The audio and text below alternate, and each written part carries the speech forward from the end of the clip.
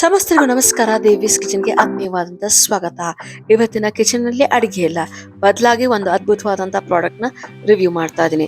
ಇದು commercial promotion ಅಲ್ಲ, ಖಂಡಿತ ಅವ್ರು ನನಗೆ ದುಡ್ಡು ಕೊಟ್ಟಿಲ್ಲ, ಕಾಸು ಕೊಟ್ಟಿಲ್ಲ. ನಾನು ಯೂಸ್ ಮಾಡಿ ಖುಷಿ ಆಯಿತು, ಅದಕ್ಕೆ ನೀವೆಲ್ಲರಿಗೂ ತಿಳಿಸಿ ಹೇಳೋಣ, ನೀವು ಕೂಡ ಇದನ್ನು ಉಪಯೋಗಿಸಿ ಅಂತ ಹೇಳೋದಕ್ಕೋಸ್ಕರ ಪ್ರಾಡಕ್ಟ್ ರಿವ್ಯೂ ಮಾಡ್ತಾ ಇದ್ದೀನಿ. ನಮ್ಮ ಸೌತ್ ಇಂಡಿಯಾದಲ್ಲಿ ಕಾಮನ್ ಆಗಿ ವಾರದಲ್ಲಿ 3 ದಿನ ದೋಸೆ ಮಾಡ್ತೀವಿ. ದೋಸೆ ಮಾಡುವಾಗ ದೋಸೆ ಹೆಂಚಿನ ಮೇಲೆ ದೋಸೆ ಹಾಕಿದಾಗ ಈ ಕಂಡೀಷನ್ ಇರುತ್ತೆ.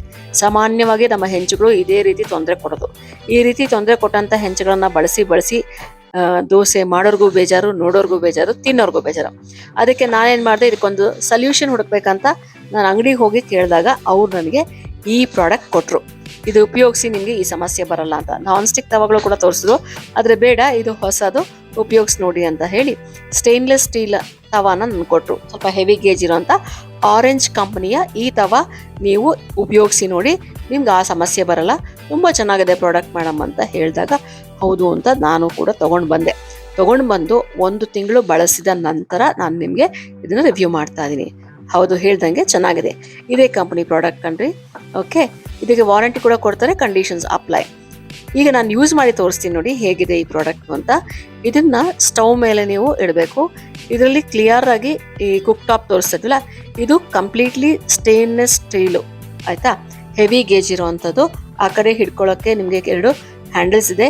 ಬೇಡ ಅಂದರೆ ಸಿಂಗಲ್, ನಮ್ಮ ನಾನ್ ಸ್ಟಿಕ್ ತವಾಗ ಬರೋದೇ ಸಿಂಗಲ್ ಹ್ಯಾಂಡಲು ಬರುತ್ತೆ. ಆ ನಂತರದಲ್ಲಿ ಹನಿ ಕೋಮ್ ಡಿಸೈನ್ ಅಂತ ಹೇಳಿದ್ರೆ ಮಧ್ಯದಲ್ಲಿ, ಇನ್ನು ಉಲ್ಟಾ ತಿರುಗಿಸಿದಾಗ ಅದರಲ್ಲಿ ನಿಮಗೆ ಕಂಡೀಷನ್ಸ್ ಬರೆದಿರ್ತಾರೆ.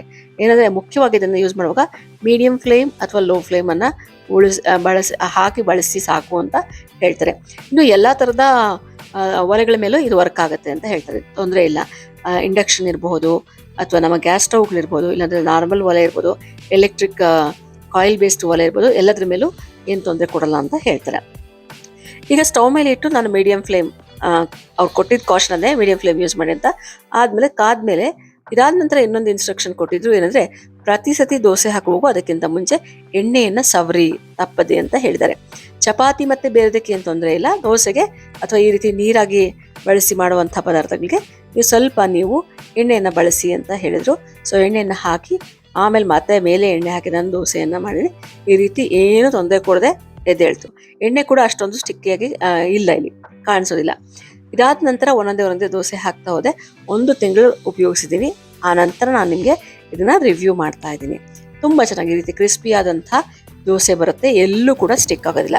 ಸ್ಟಿಕ್ ಆಗಲ್ಲ ಅಂದ ಮಾತ್ರಕ್ಕೆ ಇದು ನಾನ್ ಸ್ಟಿಕ್ ಅಲ್ಲ, ಬರೀ ಸ್ಟೇನ್ಲೆಸ್ ಸ್ಟೀಲ್ ಅಷ್ಟೇ. ಹಿಡಿಗಳನ್ನು ನೋಡಿ, ಈಗ ಬಿಸಿ ಆದಮೇಲೆ ಮುಟ್ತಾ ಇದ್ದೀನಿ, ಅಷ್ಟು ಬಿಸಿ ಇಲ್ಲ, ಬೆಚ್ಚಗಿದೆ ಅಷ್ಟೇ.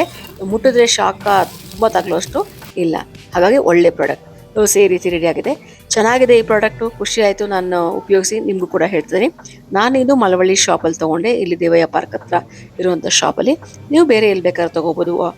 ವಾಟ್ಸಪ್ ಮುಖಾಂತರ ಕಂಪ್ನಿಗೆ ಮೆಸೇಜ್ ಮಾಡಿದ್ರೆ ಕಳಿಸ್ಕೊಡ್ತಾರೆ.